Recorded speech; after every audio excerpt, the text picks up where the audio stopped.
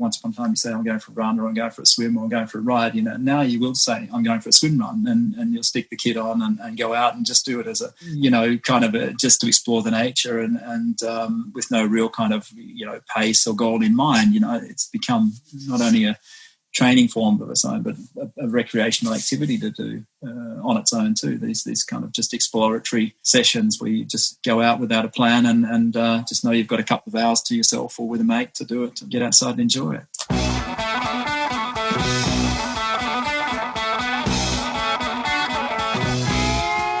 Welcome to the Low Tide Boyz, a Swimrun podcast. I'm Chip. And I'm Chris, and this is episode 43 of the show. This week, we have Shane Chaplin. If you don't know who Shane is, well, we think that you should. He's an Australian living in Sweden who's witnessed the early days of ÖTILLÖ. He's sailed the world, skied all over the world, raced the XTERRA World Championship. He's a marine biologist that happens to work at a bank. And last but not least, he's a swimrunner. So just a lot of stuff going on in this episode. Very interesting human. Super interesting. And more on that later in the show. Yes. Now on for our training update. We're getting dangerously close to race day here. Very dangerous. We're doing the Ödyssey Swimrun Austin on November 8th.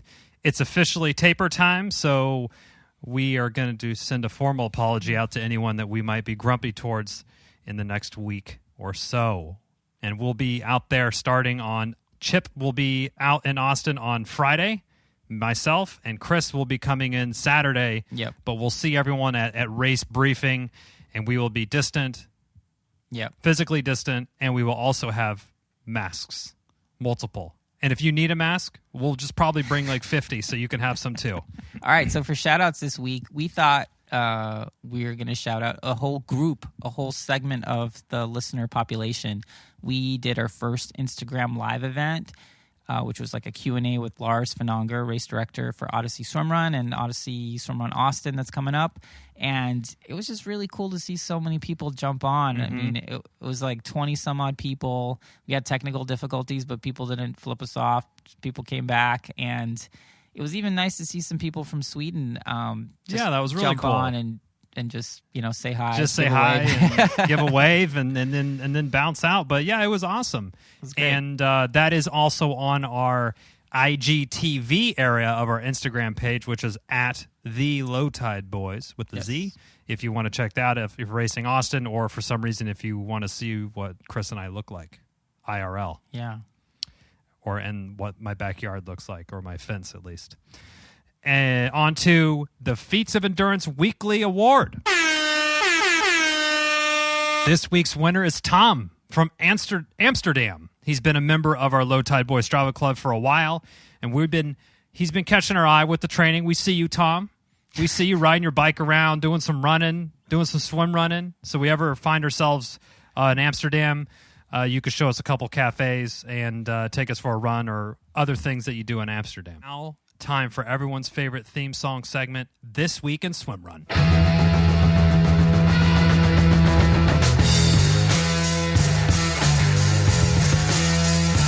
All right, so we have a really short report this week. There were no races that we could find because of COVID.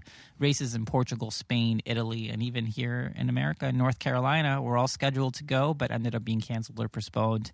So be safe, wear masks, practice social distancing, and yeah. In other news, swim runners all over the world got an email this week from ÖTILLÖ with the sad news that their season is over. Given the COVID situation in Europe, their last race of the season, Malta, was canceled and rescheduled for next year. In the same email, they also listed their tentative schedule for 2021. We've added that to the show notes, so you can check that out. And most notably for folks in the U.S., ÖTILLÖ Catalina is now scheduled for November 20th and 21st in 2021. So we're not sure when registration opens or any of that, but as soon as we know, you shall as well. And it's probably a good thing that it's in November, not March. Yeah, I think that's probably a smart thing for them. I mean, honestly, looking at the situation and how it is now, I don't think there's any conceivable race. They pull a race off in early part of 2021, so November seems fairly definitely not in the U.S. where we're having problems here. But that's it for this week's report. we don't think we missed anything this week, but if we did, let us know, because we're trying to do a good job with this. So tip us off if you know of races or anything you'd like us to report, and we'll get it on the show. Yes, on to the Low Tide Boyz updates. So our latest column in Triathlete Magazine is on digital newsstands now or triathlete.com, and it's titled What to Expect at Your First Swimrun Race. So we've been talking about all sorts of things swimrun in our monthly column for Triathlete Magazine, and this is our most recent one. So check it out. Give a thumbs up, share it, like it on Facebook, comment, do all that good stuff, and that really shows the team over at Triathlete Mag that the Low Tide Boyz are worth their words on the internet. Okay. You can also head over to our website if you want to pick up some Low Tide Boyz stickers or shirts. And yeah, we're shipping stuff. So if you buy something, we'll ship it. Yep. That's how that works. That's how e-commerce is working. So without further ado, I think we should just get into this interview. So we wanted to get Shane on the show since he first slid into our DMs and dropped some knowledge bombs on us. Like, we post something about a pool buoy, some meme about a pool buoy, and he would give us some really thoughtful response. Yeah. And he's a super interesting guy. Like we mentioned, he's been all over the world. He also happens to be Michael Lamel's like close neighbor and training partner. Sometimes training and swimrun race partner. Wow. So we covered a ton of ground in this interview.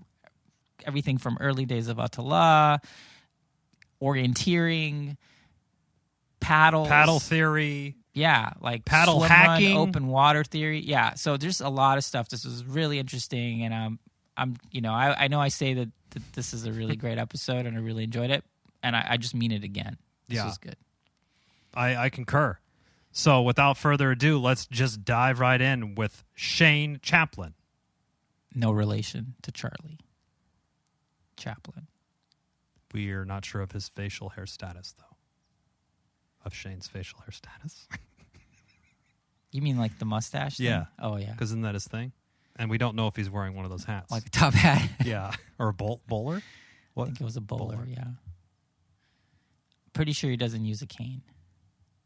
I don't think so. That'd be hard to swim. We should probably just stop talking.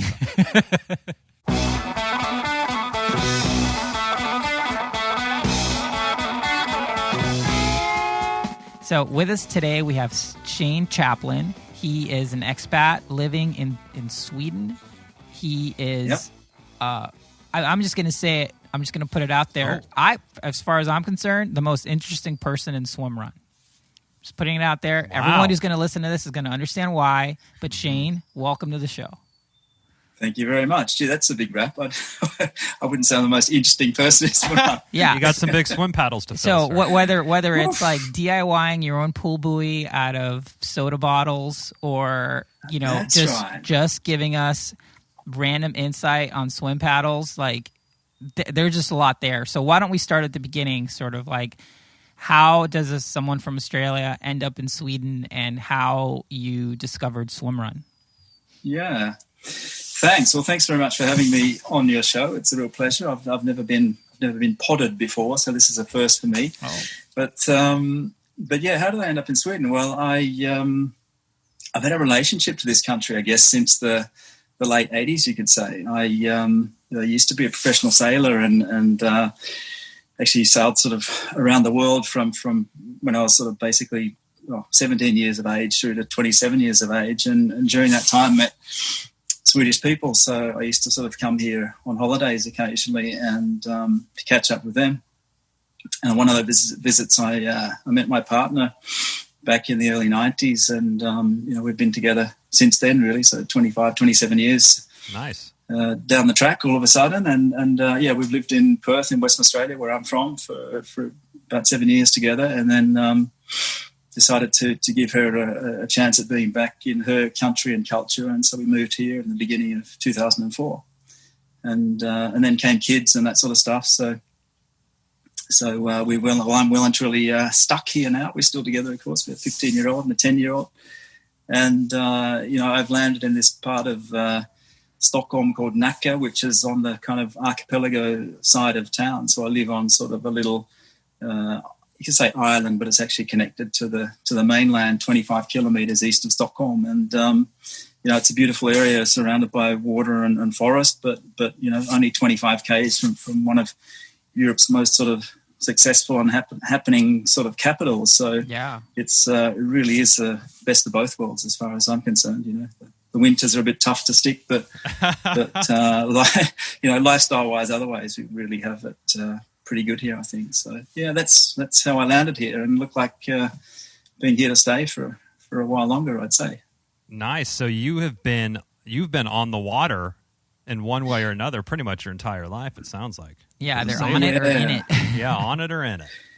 Yeah, I have, because after the sailing, I studied marine biology in Western Australia. So sort of I've had two careers, if you like. I've had the Audi career, and then I've had the sort of career within, marine aquatic biology, and then more recently now in sort of sustainability. So somehow, don't ask me how, but I've ended up in a bank. So diving on coral reefs and sailing around the world to ending up in a bank. But I'm still working with sustainability issues. So it's actually really interesting with climate change and stuff at the moment. So I shouldn't complain. That's awesome. Yeah, we get such a trend. It's a lot with swim runners, but a lot of the folks that we have been talking to have really deep roots and are really connected to kind of that nature piece.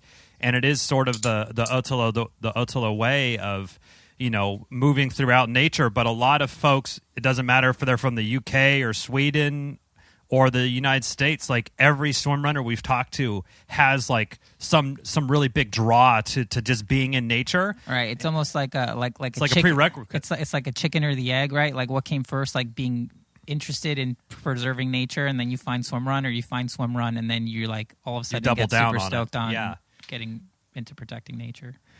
Yeah, I mean, absolutely. It's always been a sort of a big part of my existence, and I couldn't really imagine living in a city. I guess in Australia I lived a sort of more urban lifestyle, but in Perth in Western Australia everything happens on the beach, so you have the nature sort of right there in the form of the water and the beach right at the doorstep, even though you're living in a pretty urban environment. But yeah, so both my dad was a sports teacher all his life and an old surf lifesaver, and my grandfather as well. So yeah, it's been always a big part of kind of what we do. And then as you get into adulthood and for real and have kids and stuff like that, you realise that nature's not only a fun place to be, but it's a necessary thing for your kind of well-being and survival as well.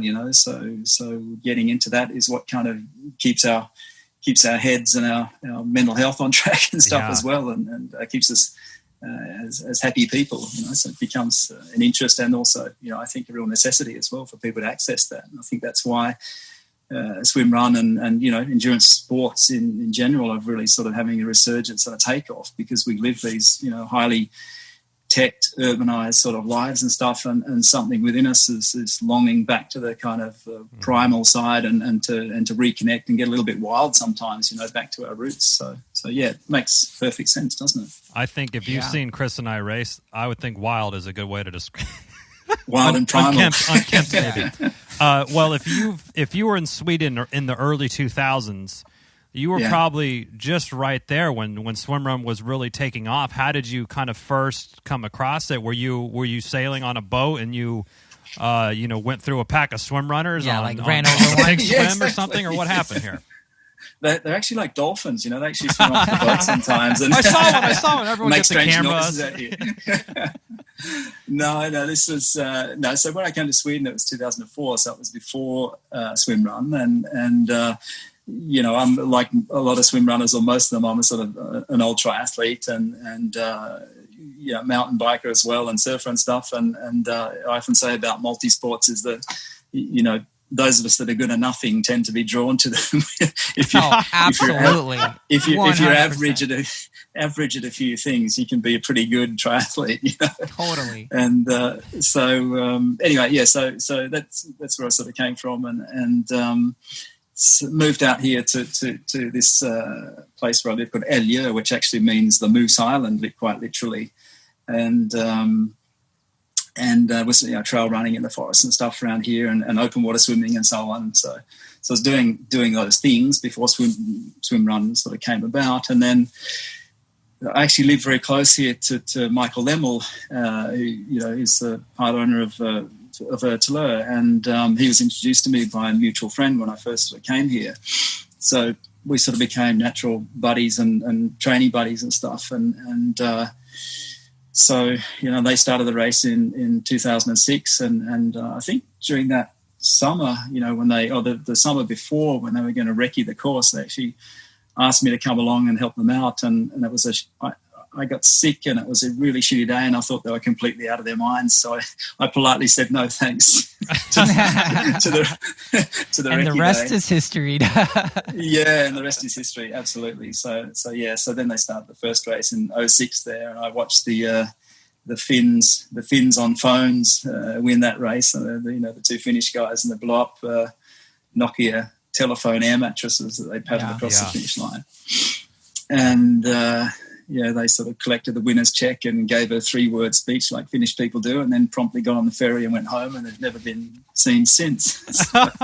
But anyway, 2007 I was going to do the race, and with a Finnish partner that Nick had teed up for me, but sickness kicked in again. That didn't happen, and so actually got to do it for real for the first time in 2008, which is still pretty early days. And my big brag is that I've actually got a top 10 finish in ÖTILLÖ because, well, there was only 20 teams that started that year, and I think we came 9th or something. So technically a top 10 in the race, but of course we wouldn't be at that standard nowadays. With what it's become. I'm a big believer in you have to race the participants that are there. So if there's 3 people and you come in third, hey, congratulations, 3rd place, podium. Yeah. Well, I've actually qualified to XTERRA World Championships in exactly the same way, coming 3rd out of 3 in 50-plus division. About half an hour behind the winner. Well, there you go. Yeah. Hey. So, showing up, you get points for showing up. Isn't that true? Yeah, totally. So in your first, ÖTILLÖ, was it still pretty like Wild Westy? Like, were you on bikes that year, or they had already done away with the bikes? Yeah, we're on bikes that year.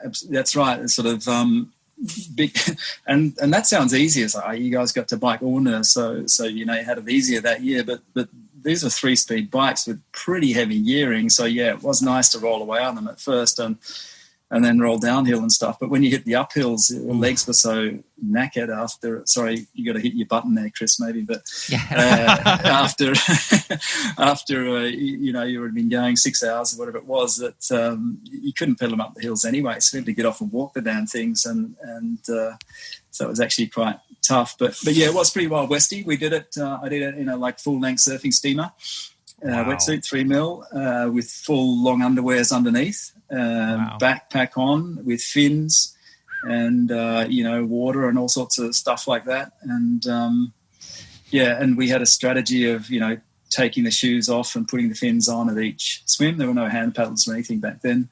I think I was using webbed Blue 70 gloves, like neoprene gloves. So I used those a little bit, but they got very heavy in the end, so I ended up just ditching those, sticking them back in the backpack.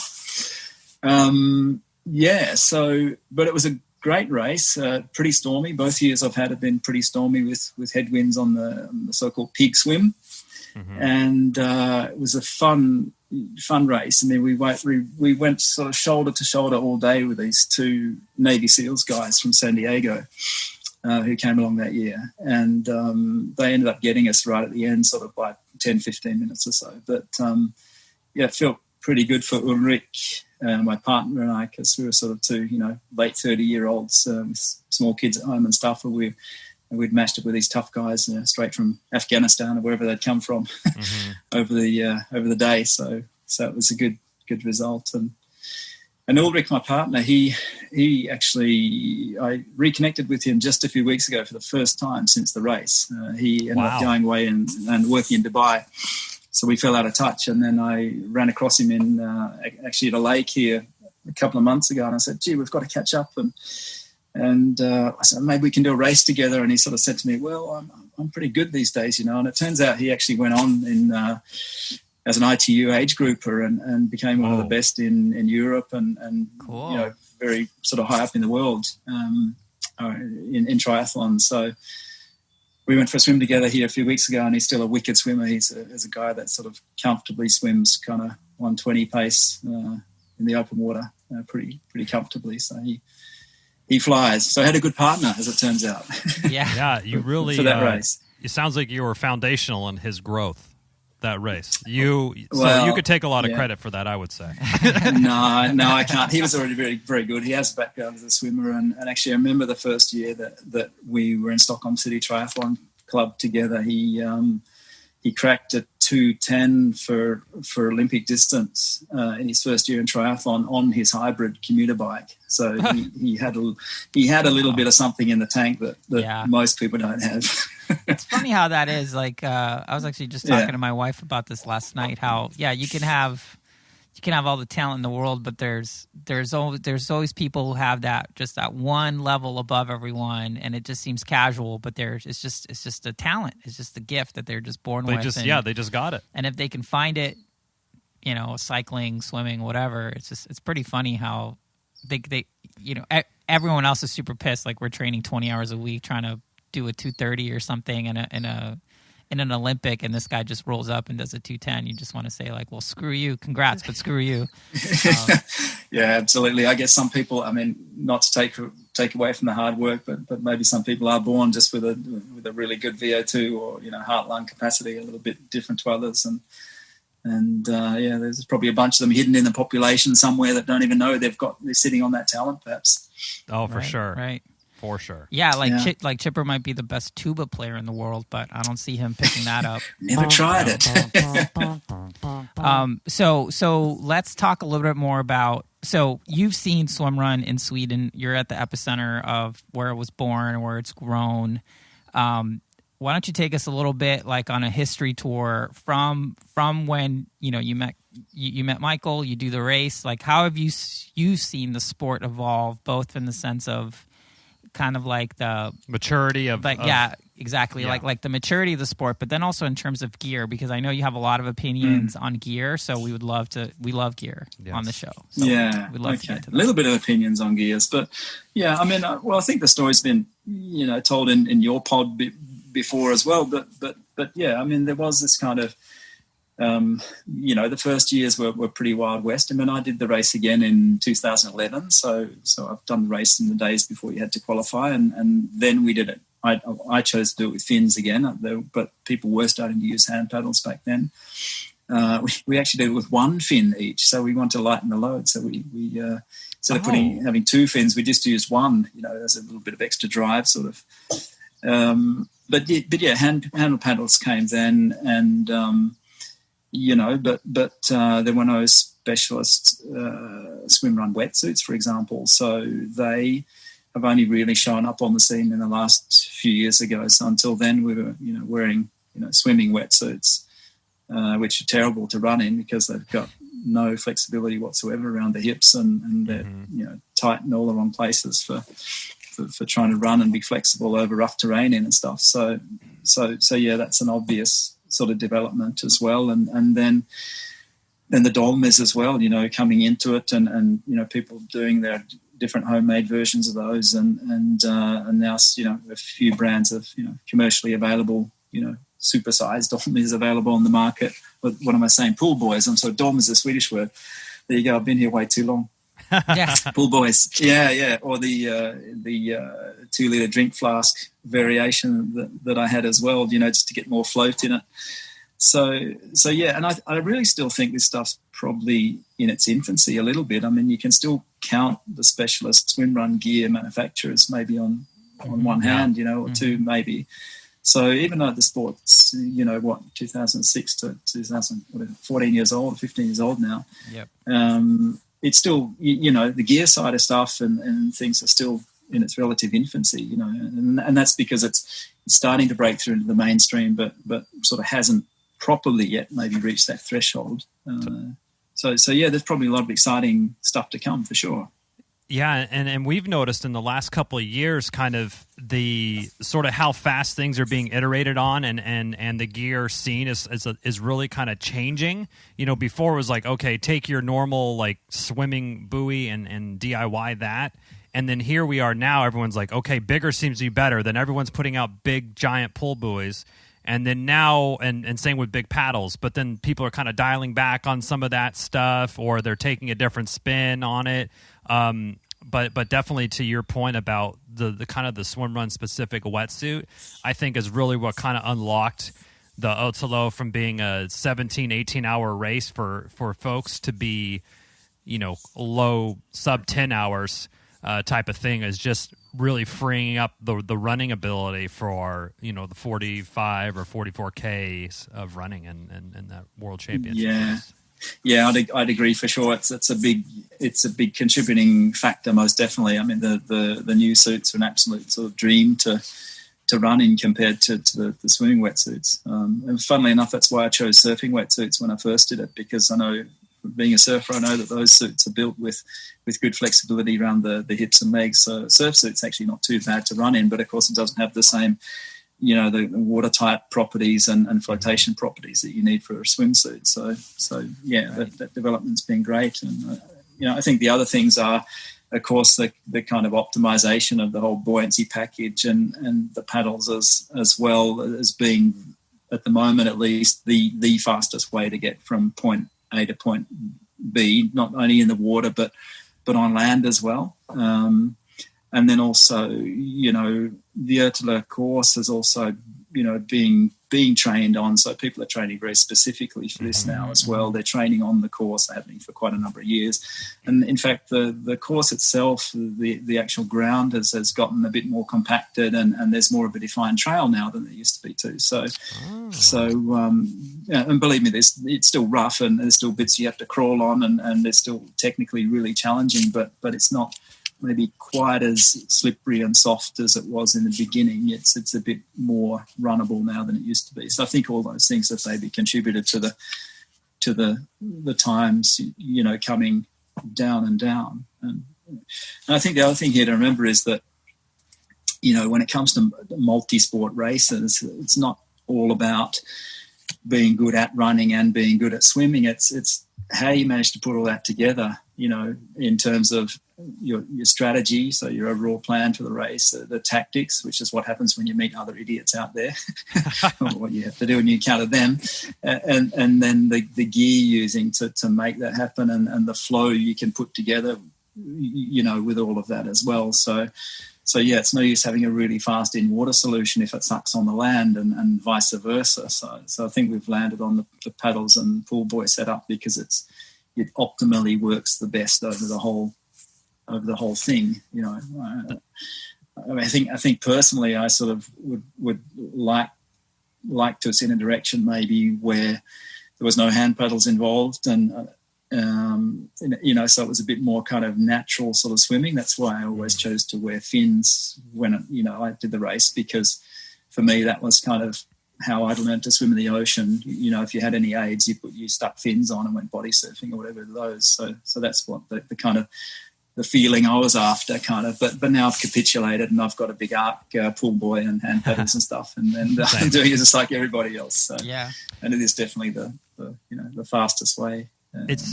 I know it was a bit of time ago, but can you potentially recall how long a one single swim exit transition would have been with your fins and all your backpack and your gear and taking your fin off and putting in the backpack? I mean, or were you spending 2-3 minutes per transition on that kind of stuff, or did you have it like really dialed in?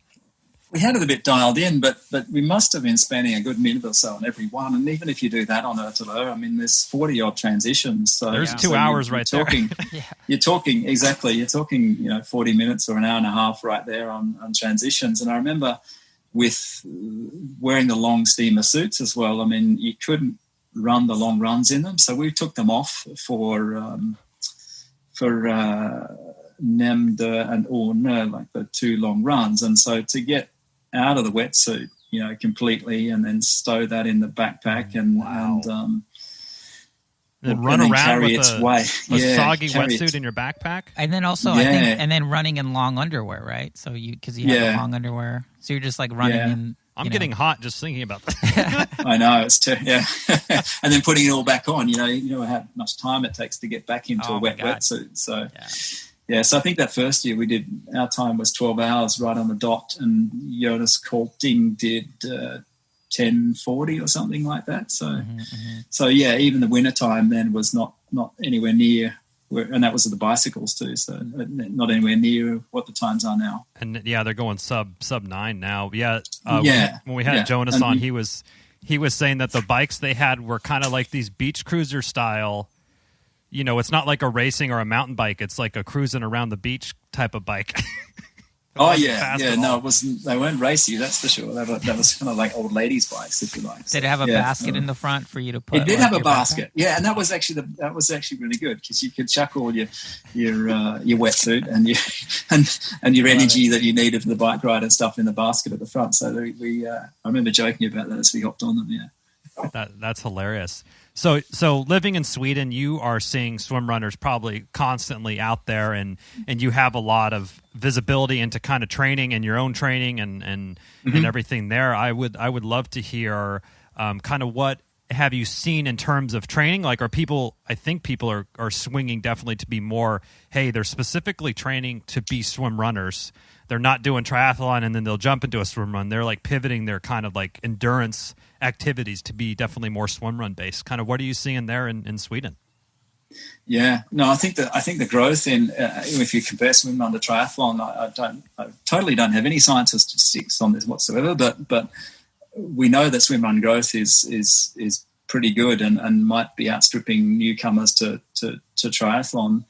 And definitely people are training swim run very specifically now, and have come across from triathlon as well, and we all know the reasons for that. I mean, I love triathlon as well. I think it's fantastic, but there's this really expensive object called a bicycle which you need, which costs sort of anything from $3,000 to $10,000, and not having to deal with that or the sort of long, lonely stretches on that thing is part of the attraction of swim run. It's much more family friendly sort of sport to train for. Sure. and so people are really specializing in it now, and it's kind of felt relatively new. Like if I think about I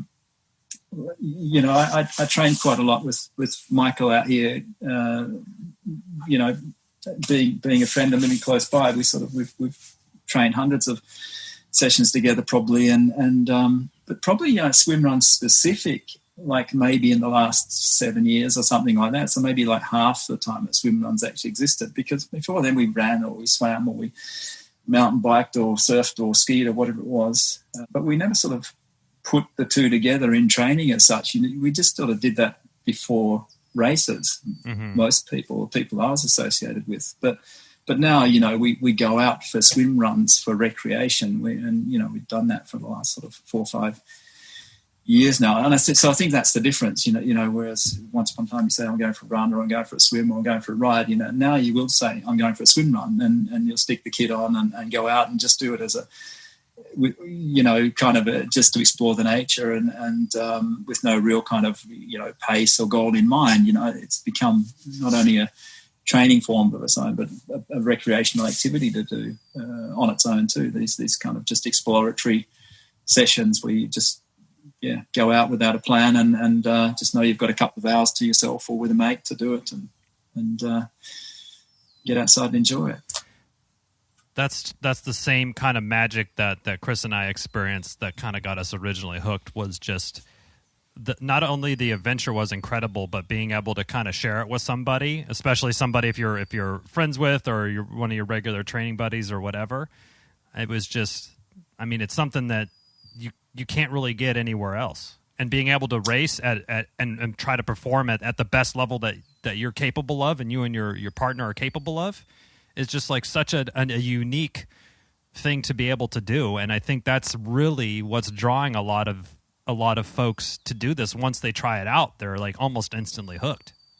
Yeah, no, absolutely. And like, as you get up in the ages a little bit, I mean, I'm 53 now, so I'm not a spring chicken anymore. So my ambitions with swimrun racing are not to try and win anything. It's not really possible. But it is kind of fun to see how many people of 20 years younger than you can keep behind you in a race. Of course, we try and keep the egos in check, but of course it's kind of fun to still race hard and see how well you can do for sure. But it is also, for me, it is about just the social element too, and the community and the people, and you know, I will always choose a friend to race with rather than choose a partner on the basis of, oh, this person's wicked fast and I can win or do really well with this person. You know, for me, it's definitely about the person side of the person match. You know, that's really, really important. So yeah, I've always raced with friends and my partner as well. You know, one of my best swimrun partners ever is my wife, and you know, we're not married yet actually, but we've only been together 25 years. You don't want to rush these things, but take it easy, take it slow. Yeah, we're taking it slow. So that's actually a pretty good segue. So you mentioned to us that you've done races with your partner, which is great. I will never be able to convince my wife to do that, I don't think. But you also raced with Michael. Like he's been your training partner, but you've also done events with him. What's that like? Does he just critique and bitch about other courses and things like that, or is he? Have you guys seen Mika's serious side? Have you? No, we've only done a few together. Actually, we've had ambitions and ideas of doing lots more, but you know, he has this race series that he runs, and he's out of the picture for most of the season. Yeah. So the windows in the calendar to do that stuff together are too few, unfortunately. But we did a local race here south of Stockholm called Ångaloppet, probably about 6 years ago or so, 6-7 years ago together, and that was his first, and that was great fun. It was a warm summer day, so there was no wetsuits. It was bare chested, and yeah, you know, we had a happy mid pack finish or whatever. But since then we did.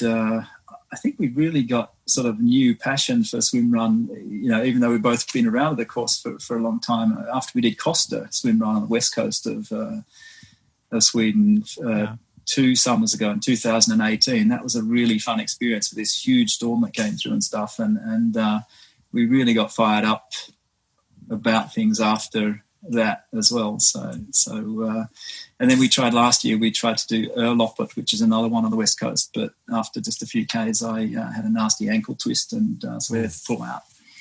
But no, we're a good team, and as I say, it's the social part, so a lot of chatting, a lot of laughs when we go around. You know, of course we try and do well. We're pretty evenly matched in that way. I'm a little bit stronger in the swim, but for someone that's learned swimming really late in life, Michael's really swimming really well, and you know, running we're even, and you know, he's got amazing endurance. So whereas I might be sort of maybe half Ironman or Olympic distance might be my kind of optimal distance. I mean, he's one of these guys that kind of gets warmed up after day 2. Right. You know? Having come from that sort of multi-day, multi-sport background, you know, it's after a couple of days that those guys kind of tend to get warmed up. So, you know, they have one tempo, but they can keep that tempo pretty much indefinitely, and that's the difference. It's a bit of last man standing on these sort of races. So being able to go the distance and keep it together that way is it's a real attribute. Totally. We interviewed Mats as well, and he was sharing some of his early, like, kind of adventure racing type event races, I guess, with Michael and everything. And it's just, oh, you know, day 2 we rode horses for like an hour and all this crazy stuff. And this is something in the United States that is just seems so foreign and not even possible, like from a logistical standpoint, that I don't know, at least to me standpoint. Yeah, I'm like, oh man, what are they doing? You know, so it is funny, and yeah, they get warmed up after that day 2 or day 3. They're finally okay. I'm starting to loosen up. I'm ready to exactly. to go here. So yeah, one dream I've never fulfilled in life actually is doing a multi-day race like that. I think it would, apart from yacht races, but they don't count because you just sit on the rail and freeze your ass off. But a multi-day mountain bike or cycling or swim running or something would be an awesome thing to do. Maybe I've got to put it on my bucket list. Yeah, I mean, yeah. Try the put it on the bucket list. The Kraken Epic Ultra Swim Run. Take a look at that. The Kraken, yeah, that's pretty long. Yeah, that's pretty long as well. It's like I'm looking for 2 days, not 3. Yeah, exactly. Yeah, Michael's a great navigator too, I must say. Like I come from a West Coast, you know, dead straight west coast where the ocean's on the left, the desert's on the right. It's either howling a gale from the ocean or the desert.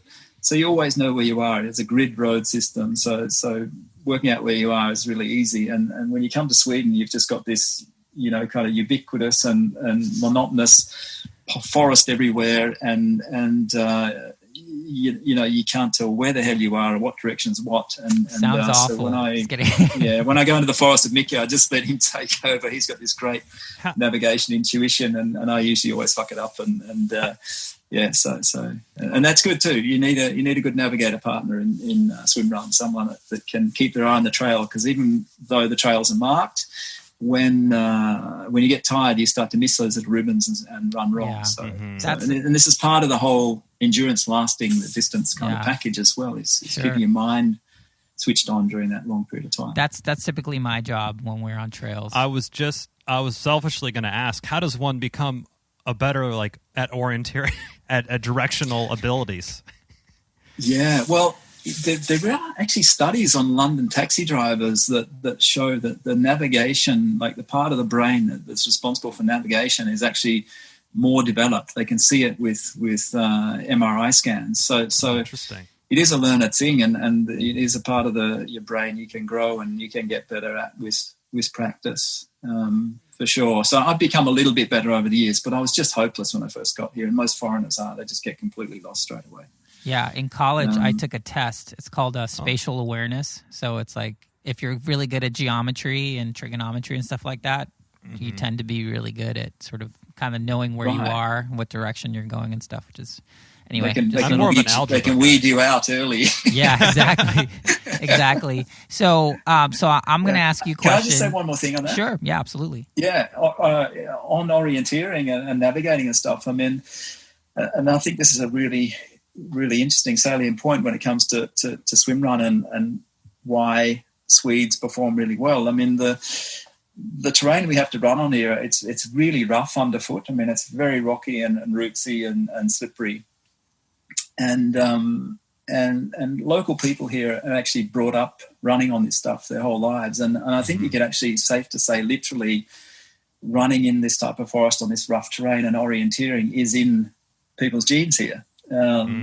We have a statue which is 100 odd years or so old in my local town here, Soltjebad, and it's of an orienteer. You know, so the sport's very old, and all kids do it in school, and in fact they have an orienteering test in the school phys ed system here. So my daughter, who's 10 years old, did like 2 or 3 days of orienteering in her school just last week. And, you know, they had to do this kind of test as part of the grading for phys ed. And our family's actually in a local orienteering club here, which is over 100 years old. And my kid's grandfather was started in that club when he was 5 years of age, and he's 75 now, and he still runs. And my partner and all of her siblings have been through the club as well.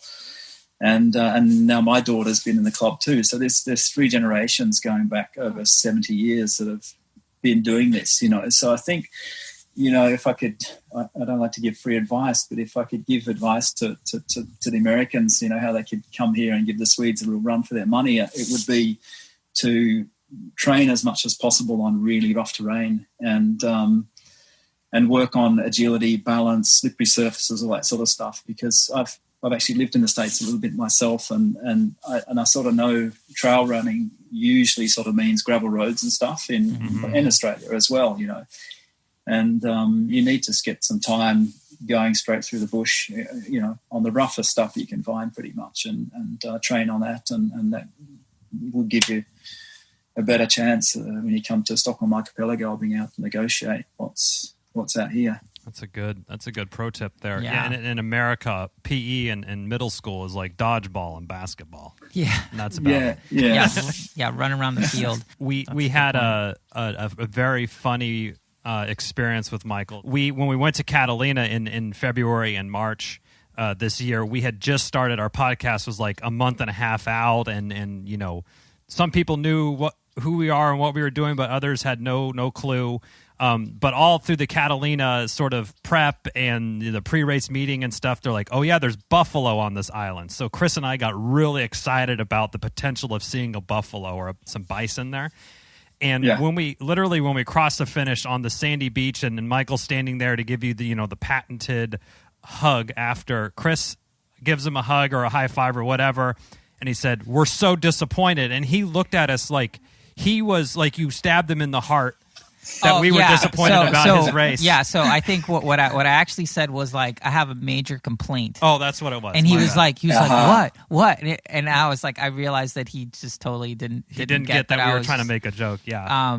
And I was like, yeah, we didn't see any bison. And he just like looked. He was just basically like the next look was like, just get the hell out of here, guys. Like, just move along.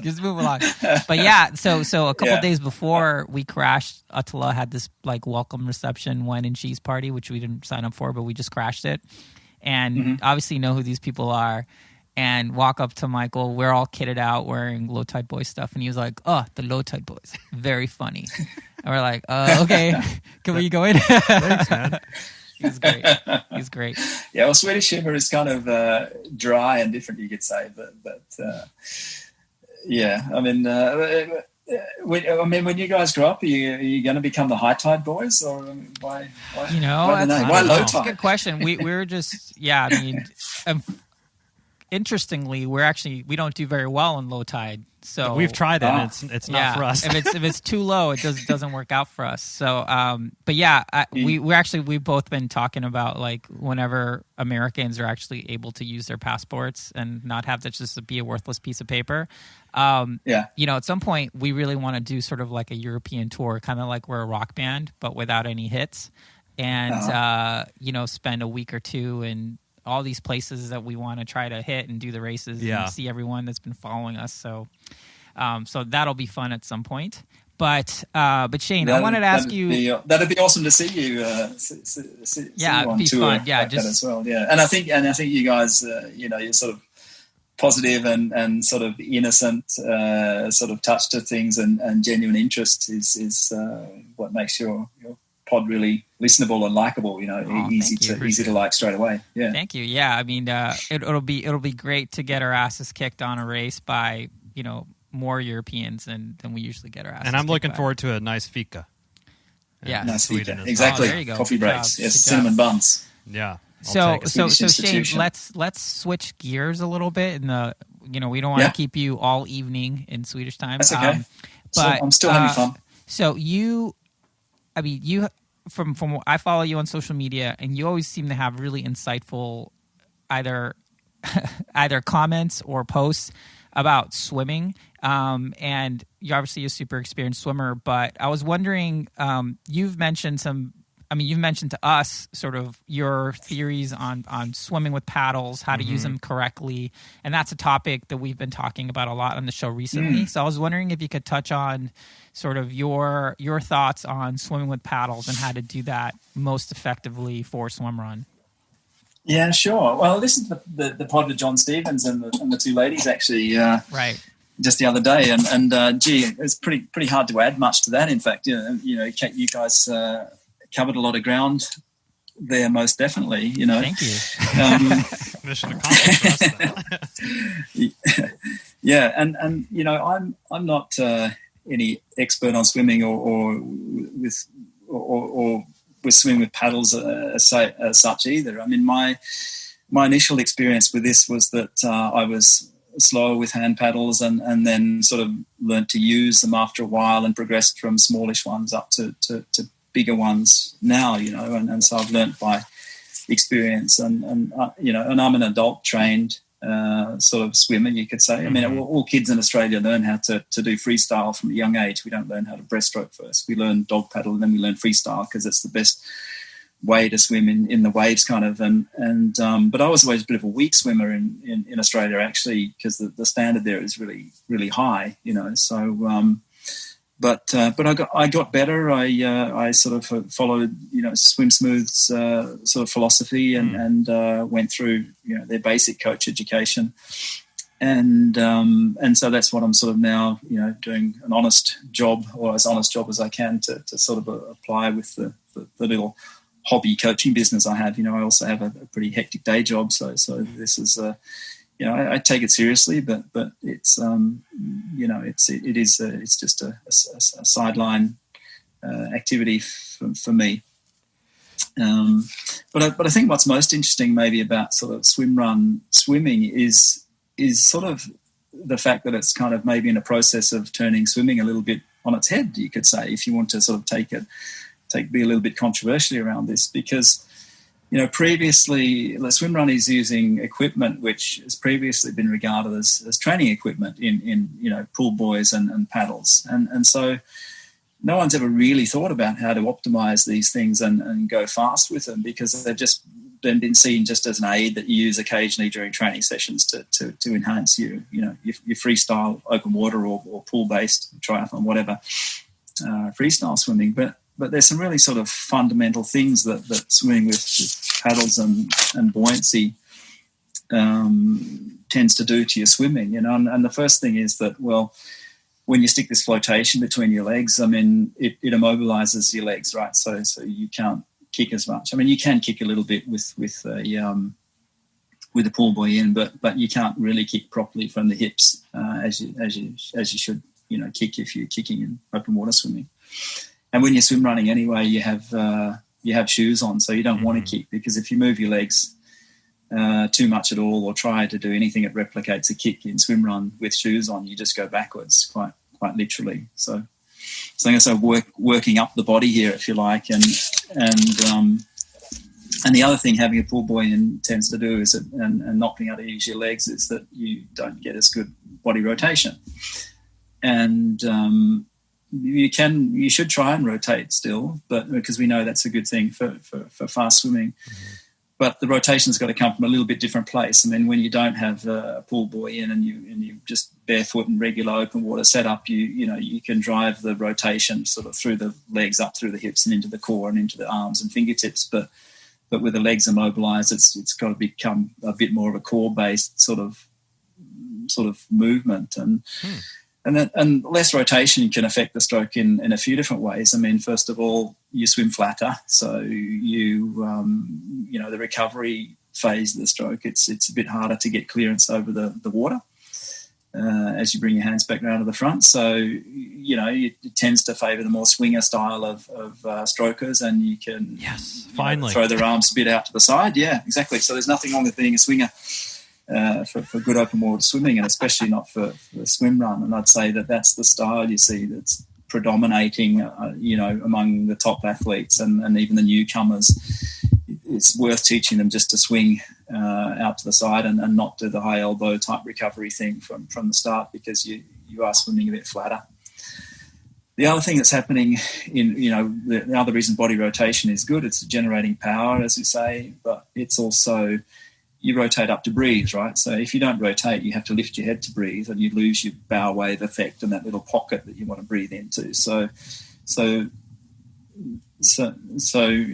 don't want to be swimming flat for that reason. So you still need to get the rotation sort of generated there for that reason as well.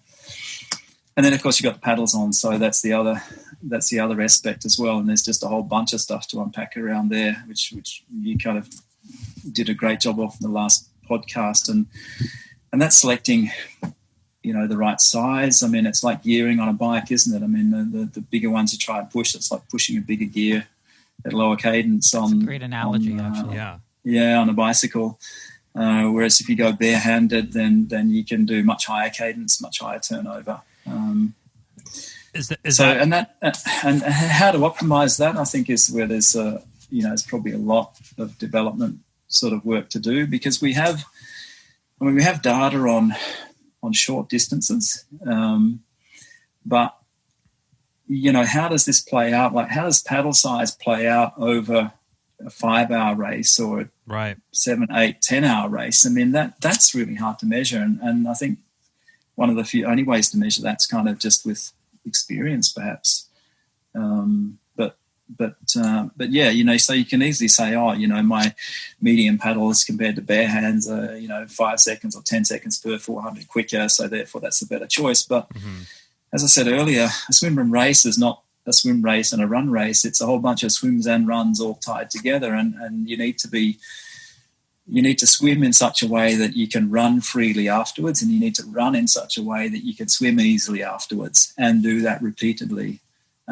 So I think that's what's, maybe I should leave it there by just saying that's what's really cool about swimrun, is you've got these unknowns which are maybe not as easy to kind of measure as maybe, you know, triathlon performance data analytics, where you can do the treadmill and the wind trainer and stuff, and you can pretty much decide from that who's going to win the race. Kind of, I think with swimrun there's still there's a lot of variables, you know, so it's going to keep it interesting for a while to come. Oh, for sure. And I think add to that the fact that, you know, in triathlon you pretty much have standard distances, where in swimrun it's just whatever the course throws your way. It could be a 4K swim towards the end. It could be all kinds of stuff. So yeah, I actually think that's really helpful insight. So thank you so much for sharing. The other little thing on paddles I was going to say was that I think there's a lot of development to do there, because paddle makers for swimrun specific paddles are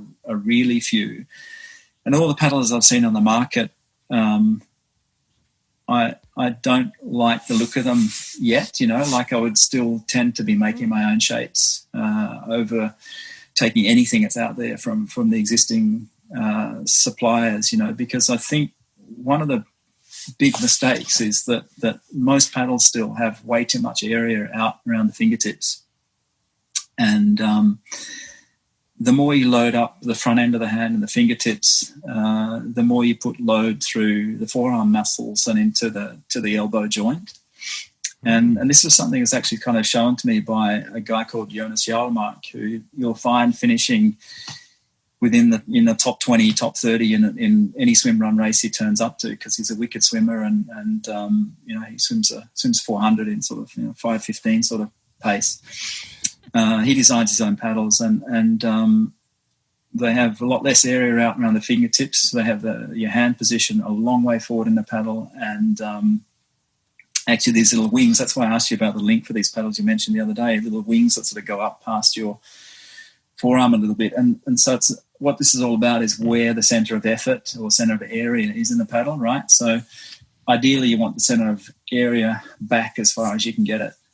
Because the more you shift the center of area back, the more you load up the lat muscles, those big, powerful muscles on your back, to push the water backwards, or pull the water and then push it backwards. Wow. With a lot of area out on the fingertips, you put a lot of load in the forearms, and that you don't need to do. But what's happening is people are getting very strong. They're training like this, so they're compensating for it. But they're probably using a bit of energy there that they don't need to use. And I know myself, I gave myself golfer's elbow and tennis elbow using too big paddles with too much area out the front when I first started. So that for injury protection point of view as well, I'd say, shift the area back as far as you can get it. And it's going to help things out, you know. And so what's happened as well with swimming in swimrun setup is that with the flotation, these massive pool buoys now, any of these kind of little errors that you have in your stroke tend to get masked, you know, you don't see them. So if you've got push down on the front part of the stroke, you know, too hard a push down in the early phase, and you're not getting into catch earlier enough, normally in regular open water setup without a wetsuit, that would make your feet sink, and it would really sort of, you know, destroy horizontal position. But with the big pool buoy in, well, you know, you hardly even notice if a swimmer's pushing down too much on the front of the stroke or not, because it's not having an effect on their position horizontally. But they will be using energy they don't need to use by doing that, you know. So I, you know, the swimmers I'm with teaching, I am trying to teach them how to be good open water swimmers without gear as well, because I think if you've got that grounding, then that's going to carry over into good swimrun swimming. I think the opposite isn't true. There's a lot of good swimrun swimmers that when you take the gear off them, they have a shocking open water style, because they're just training with this enormous buoyancy in the back end, and that's fine too. It's about what your goals are.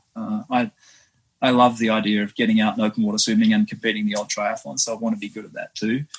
And I think it just gives you more options for exercise and stuff if you can do that as well. So, but but there are a lot of people just training the swimming with full gear on in the pool and guilty and nothing else. Yeah. So I mean, so it sounds like, just to rephrase that a little bit. So in your opinion, you think it's a good idea for anyone who's trying to become a swim runner to kind of not give up having just your traditional open water swim skills and not just totally rely on giant pool buoy and paddles in training? Well, yes, but if you want to win swim run races, you probably should just train with the gear all the time. That's what people are doing. Mm-hmm. If you want to enjoy the purity of swimming and be able to open water swim on a hot day without a wetsuit or anything on, just jumping in your Speedos and still be able to happily swim 2K in open water, then I'd say, learn to be a good open water swimmer as well. And it's definitely not going to hurt your swimming, because you'll learn what makes good, efficiency in the water, good position, streamlining, what excessive push down on the front of the stroke does, why it's important to get a good catch and push you out the back and all these sorts of things. So yeah, I'd say don't abandon traditional ideas around freestyle swimming and what makes a good freestyler will translate into good swim run swimming. Wow, love it. That is some awesome insights there. I'm sure people are going to have questions about where they can learn more about some of the stuff that you said. I'm curious to see what these DIY paddles look like. So what's your Instagram handle, or do you have a website or email if people want to reach out to get in touch to hear more about what you've been saying? Yeah, so on Instagram, I'm, what is it now? Freestyle Groove Swim Coaching. So Freestyle Groove _ swim coaching. And the reason I chose the name Freestyle Groove was because I think everyone has their own special style and groove to find when they swim. People swim styles are as varied and personal as individual personalities are, and no two people look the same in the water. So it's all about working with the swimmer and their type and just helping them find their own particular groove. So that's my kind of my take on on teaching people. Yeah, I love it. Groove is a groovy word too. So it is super groovy. Very groovy. Yeah, we're all very groovy over here. I watch a lot of Scooby-Doo, and it's a very groovy word. And then so you're a coach as well. Do you have virtual abilities, or do you have a website there that people can go to kind of connect up with you in that way? I don't know if you do like video analysis or any of that stuff. I know that kind of is coming more popular.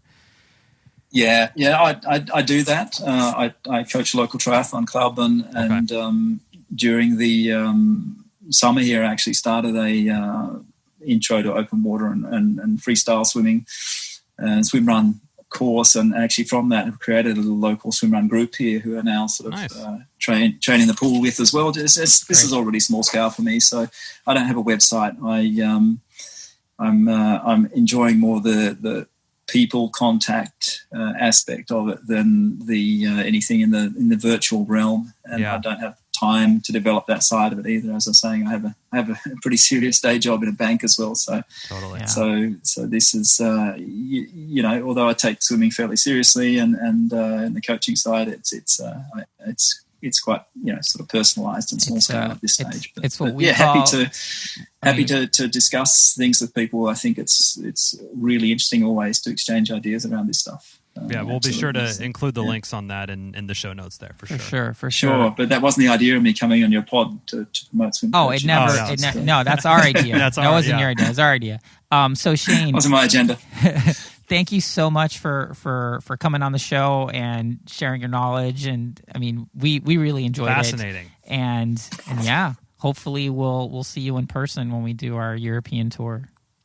Yeah, that'd be great. You have to look us up for sure, and we can show you some of the local terrain out here, definitely, and some different courses. Oh my God! We're gonna have to be super fit. Yeah, we're gonna get so worked. Everyone's gonna be like, "Yeah, let's go do this 30K swimmer." It's like, it's Tuesday. We just did a 40K yesterday. Anyway, Shane, thank you so much. You guys are putting in. You'll be fine. And I've always had a lazy approach to training as well. I don't like following programs. I tend to feel like a robot when I follow them. So I go a lot by feel and tend to do as little as possible to stay healthy and not injured and be able to go around in reasonable time. So you'll be fine. Well, we totally co-sign with that training strategy. So Shane, thank you so much. We'll see you soon. Great. Thanks ever so much for having me. Thank you for listening to the Low Tide Boyz, a Swimrun podcast. Make sure to subscribe wherever you listen to your podcast and leave a review on iTunes if you're so inclined. You can also sign up for a newsletter at lowtideboyz.com. That's boys with a Z. And check out our meme page at The Low Tide Boyz on Instagram. If you have any questions or suggestions for the show, drop us an email at lowtideboyz@gmail.com. We'd like to thank Writing Easy Records for our show music, and of course our wives for their support and tolerance of our swimrun activities, hobbies, and other bullshit we do. Finally, you can support our efforts on Patreon. Until next time, get out there and go for a swim. And then a run. And then another swim. Then another run. And then another swim. And then run to the finish line. And just keep going until you're done. Yes. Or until run you to cross the finish line. Or run to the car. Or run to your car. Somewhere. Just keep running. Peace.